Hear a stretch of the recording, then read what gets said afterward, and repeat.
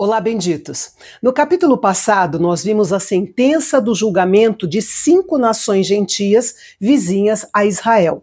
Neste capítulo, nós veremos a sentença de mais uma delas, como também a sentença que Deus determinou para o seu povo, tanto do Reino do Norte quanto do Reino do Sul. Vamos então para o segundo capítulo da nossa minissérie.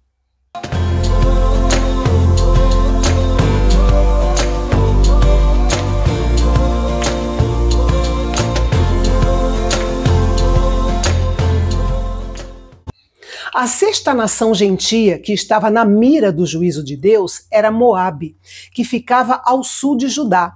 Deus prometeu julgamento contra Moabe por causa da sua atitude com os ossos do rei de Edom, um desrespeito pelos mortos e pela realeza. Moabe e Edom eram 2 reinos vizinhos e provavelmente havia rivalidade entre eles. A referência histórica desse fato é obscura. Talvez esse incidente esteja ligado ao episódio registrado no capítulo 3 de 2 Reis. O fato é que nós não sabemos de qual rei eram os restos mortais que os moabitas sujeitaram à humilhação de queimar os ossos até os tornar a cal, desonrando a memória do rei de Edom e afrontando seu povo. Por conta disso, o Senhor prometeu enviar fogo sobre Moabe. O fogo, neste caso, seria a guerra, conforme deixa claro o restante da sentença do julgamento. Seu rei e seus oficiais eram todos culpados e seriam destruídos juntamente com suas cidades. Eles morreriam em meio ao sonido da trombeta, gritando de dor diante da zombaria do inimigo. E assim Moabe, como nação, deixaria de existir. É importante destacar que Deus esperava que essas 6 nações gentias dessem ouvidos ao profeta judeu e se arrependessem. Apesar de não estarem sob a lei de Moisés, essas nações eram responsáveis diante de Deus por aquilo que faziam. E responsabilidade implica em prestação de contas. E Deus continua assentado em seu trono e no devido tempo julgará os líderes perversos do nosso tempo. É ele quem controla a ascensão e a queda das nações, e seus julgamentos são sempre justos. A próxima sentença é pronunciada contra Judá. É notável ver o povo de Deus sendo julgado da mesma forma que as 6 nações gentias anteriores. Isso mostra que Judá também havia acumulado pecado sobre pecado, assim como as outras nações. O pecado de Judá foi desprezar e desobedecer à lei e os mandamentos que eles tiveram o privilégio de receber do Senhor. Seu pecado era grave, pois grandes privilégios trazem consigo grande responsabilidade. O povo de Judá se deixou enganar por suas próprias mentiras. E como a palavra de Deus traz a verdade, ao desprezar e desobedecer sua palavra, naturalmente nos deixamos enganar por mentiras. Ninguém rejeita a verdade sem se apegar a uma mentira.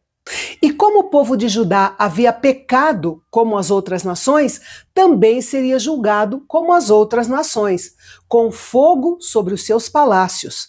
Quando pensamos no fogo purificador do julgamento de Deus, devemos pensar da maneira como Pedro se expressou, porque já é tempo que comece o julgamento pela casa de Deus. Devemos pedir a Deus que queime quaisquer muros ou palácios que construímos e que não foi para a glória dele, para que a sua obra possa continuar em nós e através de nós, sem impedimentos. Nos versículos 6 a 8, vemos que o padrão continuou. As tribos do norte de Israel acumularam pecado sobre pecado, assim como as nações gentias anteriores. Amós mostrou ao povo como o seu presente estava totalmente corrompido, citando 3 pecados flagrantes. Para começar, o povo do Reino do Norte era culpado da injustiça. Os ricos se aproveitavam cruelmente dos pobres, que não conseguiam pagar suas dívidas.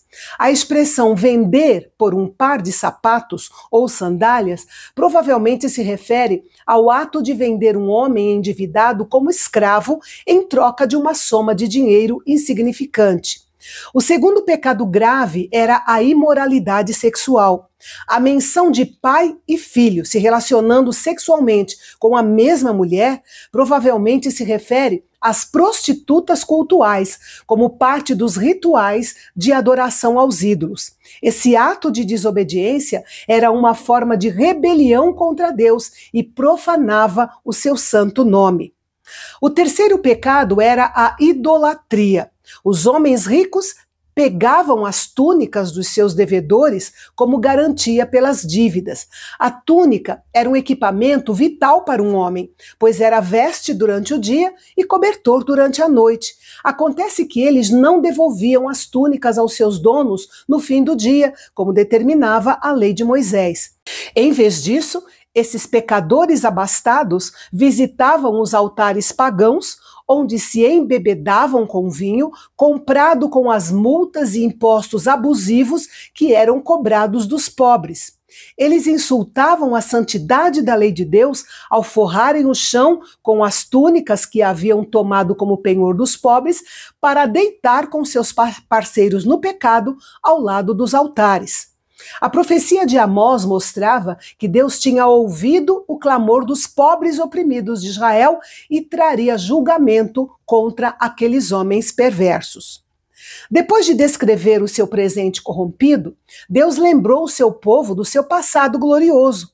Ele havia destruído os amorreus, que eram tão fortes e altos que faziam os israelitas parecer formigas, mas o Senhor os destruiu. Outra grande manifestação de Yahvé foi tirar o povo de Israel do Egito e cuidar deles no deserto durante 40 anos, até tomarem posse da terra dos amorreus. Mas ainda assim, o povo virou as costas para o Senhor, mostrando total ingratidão. O princípio de uma caminhada com Deus baseada na gratidão é muito importante para todo cristão.